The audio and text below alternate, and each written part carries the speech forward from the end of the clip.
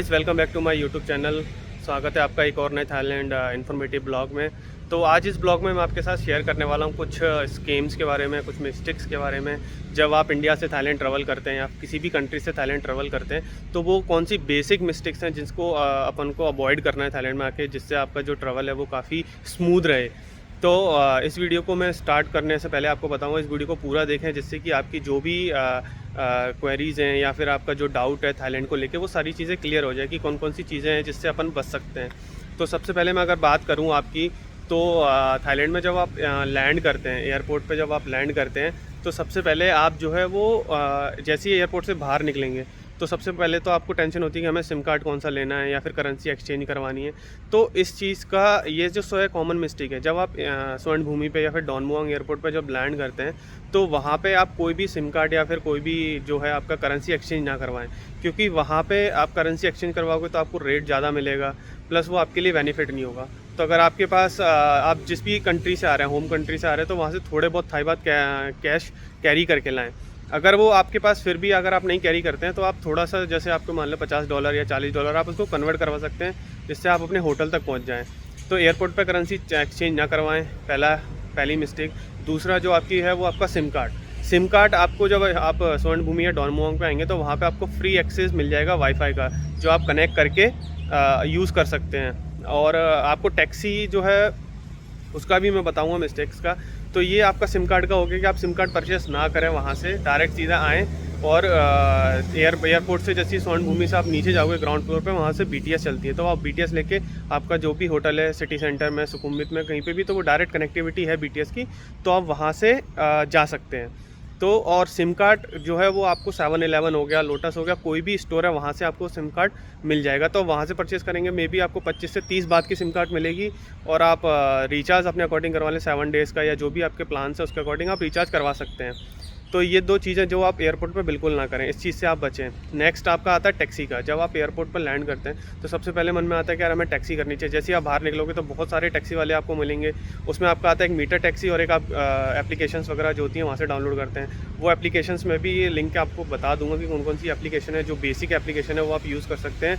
यहाँ आने के पहले डाउनलोड करके लाएँ, उसको ईजी इंस्टॉल कर लें, बाकी वो आपको यहाँ एक्टिवेट कर सकते हैं। जैसे आपका ग्रैब हो गया, टैक्सी ऐप, ग्रैब, बोल्ट, ये 2 एप्लीकेशंस है जिसको आप यूज़ कर सकते हैं टैक्सी बुक करने के लिए, चीप है। प्लस आपका टैक्सी जो है आप एयरपोर्ट से ना करें, क्योंकि एयरपोर्ट में टैक्सी आपको बहुत ज़्यादा मिलेगी, बैंकॉक टू पटाया या फिर बैंकॉक आपके जो होटल है वहाँ तक, तो आप वो टैक्सी बुक ना करें। तो आप डायरेक्ट सीधा एयरपोर्ट से नीचे उतर के BTS लें, BTS से डायरेक्ट आपका जो भी स्टेशन है नियर बाय होटल के, वहाँ जाके फिर आप ईज़िली अपने होटल को चेक इन कर सकते हैं। तो ये 2 हो गया आपका। थर्ड स्कैम आता है आपका ATM विड्रॉ। जब आप ATM से, यहाँ पे क्या होता है कि जब आप थोड़ा बहुत कैश करके लाते हो फिर आप ATM से विड्रॉ करते हो, तो क्या होता है कि ATM में जो है वो आपका चार्जेस भी रहता है, प्लस आपका उसमें क्या है कि यहाँ का जो ATM सिस्टम है वो थोड़ा अलग काम करता है आपकी होम कंट्री से। जैसे इंडिया में क्या होता है अपने 2 तरीके से आता है, आप उसको डेबिट कार्ड है उसको आप डालें, पैसे लें और निकल लें।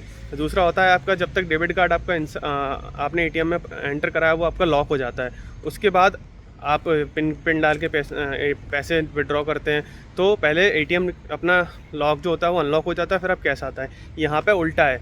यहाँ पे क्या होगा, जैसे आप ATM आप इंसर्ट करोगे तो इंसर्ट करने के बाद आपका जो ATM लॉक हो जाएगा, उसके बाद आप जो कैश है वो पहले आएगा, मतलब आपका ATM पहले नहीं आएगा, यहाँ पे कैश पहले आता है। तो वो चीज़ में क्या होता है, बहुत सारे टूरिस्ट टेंस हो जाते हैं कि मेरा ATM लॉक हो गया। यहाँ पे 1-2 मिनट का समय लगता है उसको ATM को अनलॉक होने में, तो अरे मेरा ATM लॉक हो गया, तो उस चीज़ को लेके बहुत सारी प्रॉब्लम्स क्रिएट होती है जिसमें, क्योंकि आपका अगर ATM लॉक हो जाएगा तो फिर आप यहाँ पे कैसे उसको विड्रॉ ये सारी चीज़ें करेंगे।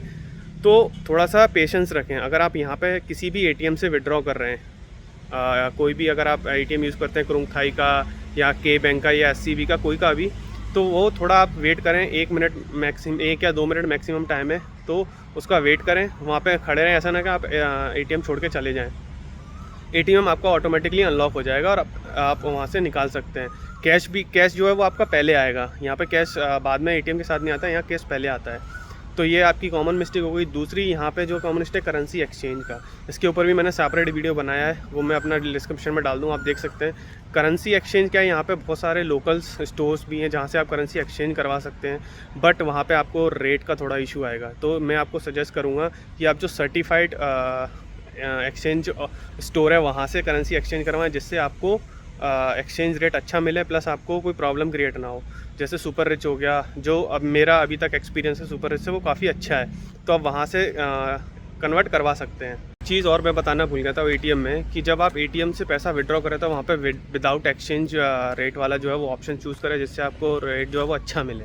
अब बात करते हैं अपन यहाँ पे टुक टुक स्कीम का। वो काफ़ी तगड़ा स्कीम है। जब आप टुक टुक या सुकुम्बित, नाना, खाउसान, या क्या बोलते हैं आपका आइकन सियाम, या फिर आपका वटारून टेम्पल, ये जितने भी टूरिस्ट प्लेसेस है वहाँ पे आप अगर टुक टुक वालों से बात करोगे तो वो आपको प्राइस बोलेंगे 100 बात 200 बात, बट जब आपको वो डेस्टिनेशन पे ले जाएंगे यानी कि आपके होटल के आसपास, तो वो आपसे ज़्यादा चार्ज करेंगे, क्योंकि वहाँ पे वो कुछ कर नहीं पाओगे आप, तो वो आपसे इस चीज़ के लिए फिर आर्गूमेंट डिस्कशन होगा, फिर आपको पे करना ही पड़ेगा।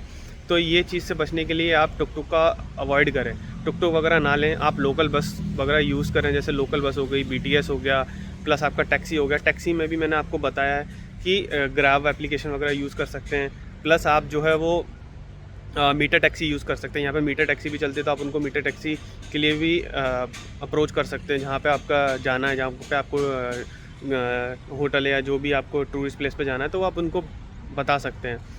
जब आप इंडिया से ट्रैवल कर रहे हैं तो लगेज में आप जो है वो थोड़ा सा उसको मेंटेन करके रखें, क्योंकि यहाँ पे जैसे मान लो आप बैंकॉक में आ रहे हो, तो इंडिया से चलो अपना कोई इंडिगो या जो भी एयरलाइन से आप आ रहे हो, तो वहाँ पे आपको 20 kg या 7 kg आपका चेक इन कैबिन हो गया, और 20 kg आपका चेक इन हो गया, तो वो अलाउ हो जाएगा, तो वो कोई इशू नहीं है। बट अभी यहाँ से अगर आप लोकल की फ़्लाइट ले रहे हो, जैसे चियांग माई की, फुकेत की या फिर चियांग राई की, तो वहाँ पे क्या है, यहाँ की जो लोकल डोमेस्टिक फ़्लाइट है वो आपसे उसका चार्ज करेंगी, क्योंकि यहाँ पे उसका जो चार्जेस है वो काफ़ी ज़्यादा हैं। वो यहाँ अलाउ नहीं करते हैं आपको ज़्यादा लगेज रखने का। तो आप जब इंडिया से आ रहे हैं तो उसके अकॉर्डिंग अपना लगेज सेट करके लाएँ, कम लगेज लेके आएँ, जो आपकी रेगुलर है यहाँ पे आप उसको यूज़ कर सकते हैं। ऐसा नहीं कि आप इंडिया से ज़्यादा लगेज लेके आ रहे हैं तो वो आपको यहाँ पे प्रॉब्लम क्रिएट हो कि आप डोमेस्टिक फ़्लाइट ले रहे हैं, तो वहाँ पे आपको वो इशू फेस ना हो। तो नेक्स्ट जो मिस्टेक है वो है आपकी पिंग पोंग शो। ये जो है वो कॉमन मिस्टेक है यहाँ पे, क्योंकि अपन थाईलैंड ट्रैवल करना है तो अपने इंडिया से एक पिक्चर बनी होती है कि क्लब, नाइट लाइफ, ये सारी चीज़ें। तो यहाँ पे एक पिंग पोंग शो करके भी है जो काफ़ी पॉपुलर है। तो क्या होता है, बहुत सारे लोग जो है वो टुक टुक हो गया, टैक्सी वाले हो गए, तो वो आके आपसे अप्रोच करते हैं। जैसे आप वॉकिंग स्ट्रीट पे वॉक कर रहे हो या फिर आप नॉर्मल वॉक कर रहे हो, तो आपसे पूछेंगे do you want to go in ping pong show like that. तो वो आप उन चीज़ से बचें, क्योंकि वो क्या होता है पिंग पोंग शो के अंदर कि जैसे वो आपको पिंग पोंग शो के लिए करेंगे, आप उनके साथ जाएंगे, ठीक है, तो वो वहाँ पे जाके क्या है कि उनका पहले से सब कुछ सेटअप होता है कि जैसे आप गए इधर, आपने अपना बियर या जो भी ड्रिंक ऑर्डर करी, आपने चल गए, तो उनकी कुछ गर्ल्स हैं जो बार में जो काम करते हैं, वो आपके पास आएंगी, वो आपको अप्रोच करेंगी। तो वो आप थोड़ा शान में आगे बोलेंगे ठीक है, आप वो ड्रिंक के लिए बोलेंगे, तो आप उनको ड्रिंक ऑफर कर दोगे। वो ड्रिंक ऐसी मंगाएंगी जो आपको पता नहीं उसकी कॉस्ट क्या है, कितना उसका चार्जेस है। जब आप उसको पे करने जाओगे, जब एंड ऑफ द जाने से पहले कि चलो अब चलते हैं, तब उसकी जो प्राइस है वो आपको बहुत चौंका देगी, क्योंकि उसकी ज़्यादा जो ड्रिंक है वो आपको उसकी प्राइस पता नहीं थी, आपने वो जो भी गर्ल थी उसके लिए ऑर्डर करी, तो वहाँ पे आपको बहुत ज़्यादा पे करना पड़ेगा। वहाँ पे आप उससे कोई चीज़ नेगोशिएट नहीं कर सकते, कुछ बोल नहीं सकते कि आर्गूमेंट्स कि वो आई थी, ये थी, कुछ भी नहीं कर सकते। तो उस चीज़ का स्कैम से भी बचें, आप अवॉइड करें उस चीज़ को जाने के लिए, पिंग पोंग शो के लिए। उसके बाद आता है आपका नेक्स्ट जो मिस्टेक्स है, जो अपन कॉमनली मिस्टेक्स करते हैं यहाँ पे थाईलैंड में आके, वो है कि हम कहीं टूरिस्ट प्लेसेस जो हैं अपन उसके बारे में रिसर्च नहीं करते। रिसर्च इन द सेंस, जैसे आपको कहीं जाना है तो आप उससे पहले, जाने से पहले आप उसका वेदर फॉरकास्ट चेक कर लें कि आज का क्या है। जैसे आप भी मान लो कि आप पटाया हैं, पटाया से आपको कोलान जाना है या फिर आपको कोई आइलैंड पे जाना है दूसरी जगह, तो आप स्पीड बोट यूज़ करोगे आप नॉर्मल टैक्सी की जगह। तो वहाँ पे आप स्पीड बोट को अवॉइड करें। स्पीड बोट जो है वो आपका ग्रुप में नहीं ले जाते, वो आपको 2-3 लोग हैं, 4 लोग हैं, वो ले जाएगी, प्लस आपको 1000-1500 बात आपसे चार्ज करेगी। वहीं पे आप उसकी जगह जो एक लोकल टैक्सी चलती है, लोकल बोट जो होती है, वो बहुत सारे लोगों को एक साथ लेके जाती है। वहाँ पे 25 से 30 बात जो है वो आपका पर पर्सन चार्ज होता है। पटाया टू कोलान जाते हैं तो आप, या दूसरे आइलैंड भी जाते हैं वहाँ पे उस चीज़ के लिए, तो वो चीज़ भी मिस्टेक ना करें। अगर आप थाईलैंड में आके या पटाया में आ रहे हैं तो वहाँ स्टे कर रहे हैं और आप दूसरी जगह जाने का प्लान कर रहे हैं, तो इन चीज़ से भी बचें। तो ये सारी जो चीज़ें थी मिस्टेक्स की जो मैंने आपको बताई, इन चीज़ को अवॉइड करें। इसमें एक कॉमन मिस्टेक है वो जो मैं आपको बताता हूँ, क्योंकि क्या होता है थाईलैंड आते हैं तो हमारे मन में होता है कि चलो वहाँ पे एक बाइक रेंट कर लेंगे और अपन उससे ट्रैवल कर लेंगे। एग्जांपल ले लो, आपने पटाया में स्टे करा तो पटाया में आपने एक बाइक रेंट करी वहाँ पे, और रेंट आपने 350-400 बात आपको एक दिन का आप उसको पे करोगे। उसके बाद आप जो है उसको उससे पूरा पटाया जो है आप उसको ट्रैवल करोगे। बट यहाँ पे मैं आपको एक चीज़ बताऊँ, जब भी आप कोई भी बाइक रेंट करें या कार रेंट करें थाईलैंड के अंदर कहीं भी, बैंकॉक, पटाया, फुकेत, कराबी, फीफी आइलैंड, कहीं पे भी, तो जब आप उस बाइक को रेंट कर रहे हैं तो उसका लेते समय उस सेम शॉप के सामने या फिर होटल में जहाँ भी आपको देके जा रहा है उसका एक बाइक का या फिर कार का वीडियो शूट कर लें उसके सामने जो भी आपको देने आ रहा है, जिससे कि आपको पता रहे कि आपको जो बाइक थी, कार थी, किस कंडीशन में आपको मिली।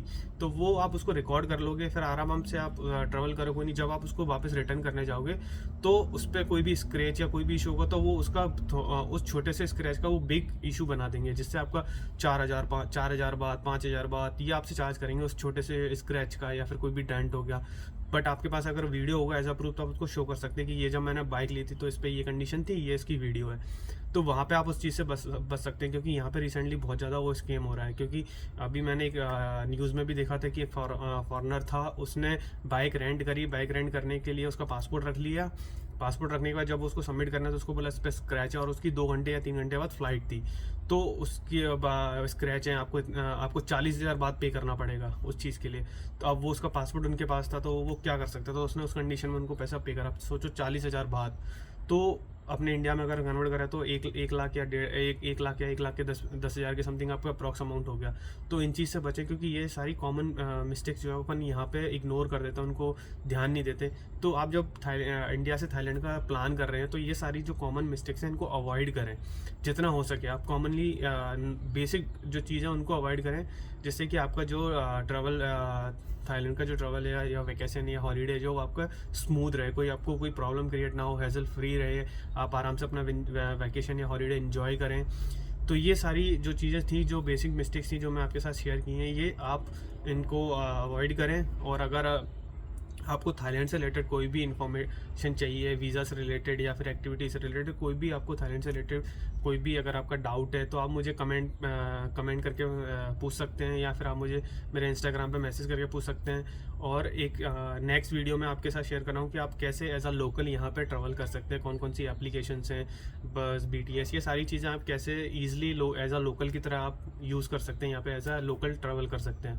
तो नेक्स्ट वीडियो मैं आपके साथ जल्दी से जल्दी इस टॉपिक पे शेयर करूँगा।